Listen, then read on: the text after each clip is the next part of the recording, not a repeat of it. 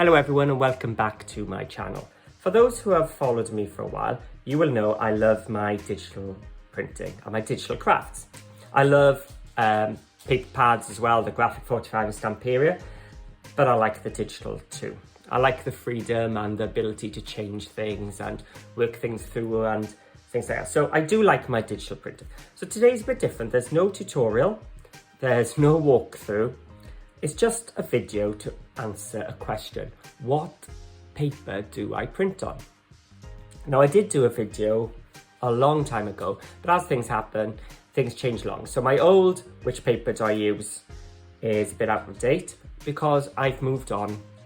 Thanks to that video really, somebody mentioned ice paper. And I gotta say I've converted to this. Ice paper I get from Amazon. And it's photo matte paper. And my go-to is this one, the 190 GSM. I said my printer is an Epson Eco printer.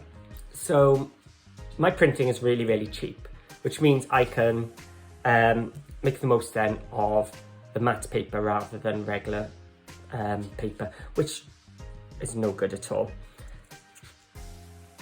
So with the ice paper, I said the 190 GSM is usually my go-to. It's the one I use if I'm making an album, for matting and layering onto it.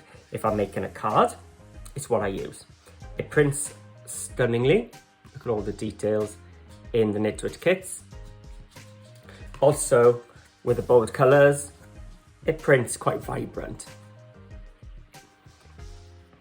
So the quality when you print onto this is amazing. So I said 190 is my go-to, and I'll show you a few different reasons later on how I use them.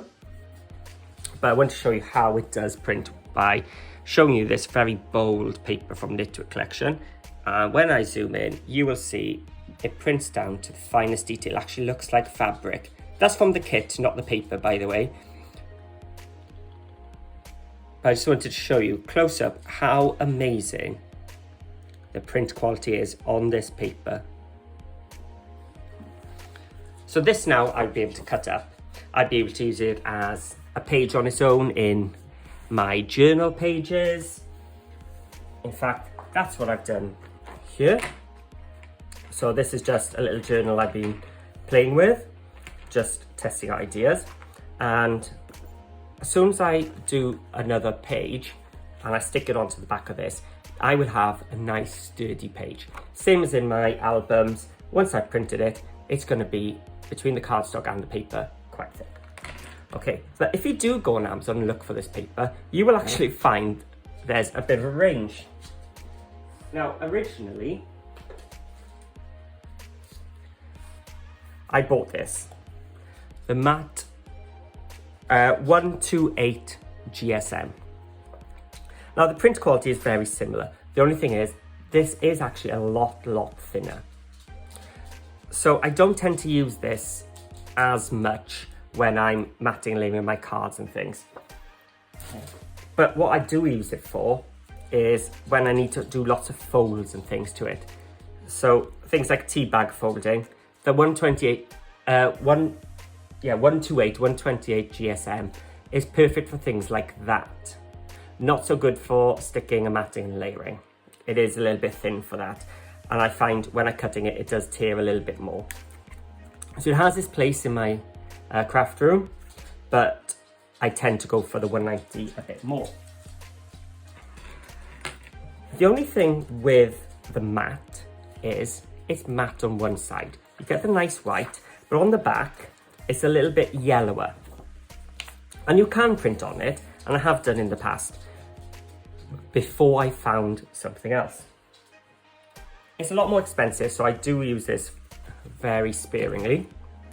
It's the Duo Matte, and it's a 220 GSM, so it's even thicker than that first one. But what you can do with this is actually print on both sides. So if you've got a project where you're going to be seeing both sides, this is perfect. So if you're going to fold something back, or you're making a card base where you're going to fold it into a gatefold, You only need to print one sheet then on both sides, and you will get a good quality printout on either side, on both sides. But what I've used it for is in my Elizabeth Crafts die for the Wave journal. So I printed this blue check on one side, the watermelon background one on the other side, and when I folded the bottom up, you can see it's coming across there and folding up, I've got fantastic print on both sides.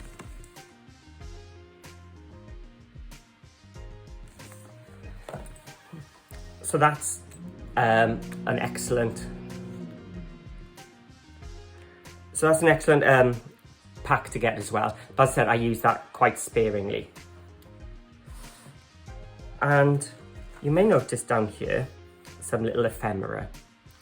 Now, you couldn't just print off regular and glue down, but I actually found something pretty good from the ice range again, is some self-adhesive matte paper. Again, I got this on Amazon. Again, I'd probably use this quite sparingly, but I printed off from that Summer Gnome kit a load of sticky bits. And so if I wanted to create a sticker, I wouldn't have to treat it any different to anything else I've got paper-wise. I'm just going to print, cut,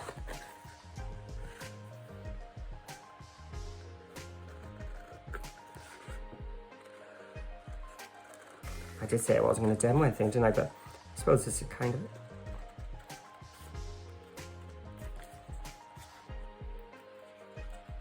There we go.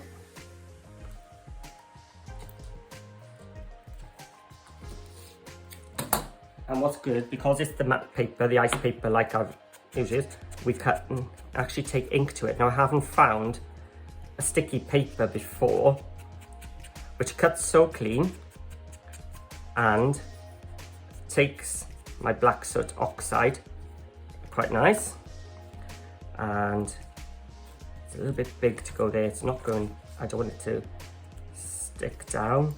Let's have a look. Yeah, I'll have to do it there, and I'll just make sure I stick something behind there before it sticks down onto the back. There we go. So I've just peeled off the back. This is now totally sticky. So excellent if you've got something small and fiddly. Here we go. And it's stuck down. Make sure I'm not sticking there. I'll get rid of, put some talcum powder behind there so it doesn't stick. So there we are. The 190 GSM here for pages. Thick enough as well. If you've got pop-up stuff, it stands up as well on its own. So it, you know, it can hold itself. It's what I use for the back, for the sides, for the pop-up bit. You can see it's white on the back, which means I've literally just cut it out of the card. Prints bold colors, another amazing colors. If you've got the duo, you can print both sides. If you've got the adhesive, the self-adhesive one, you can make your own stickers. So yes. So the basic question is, which paper do I use? I say ice paper. Which ice paper? Depends on the job I'm doing. So hopefully you found that useful. If you have, give me a thumbs up and write your comments. If you found any other papers or anything interesting you think I'd like to try or something, let me know and write me some comments below. So thank you for watching, and hopefully if you haven't already, you're willing to click that subscribe button, and I'll see you all soon.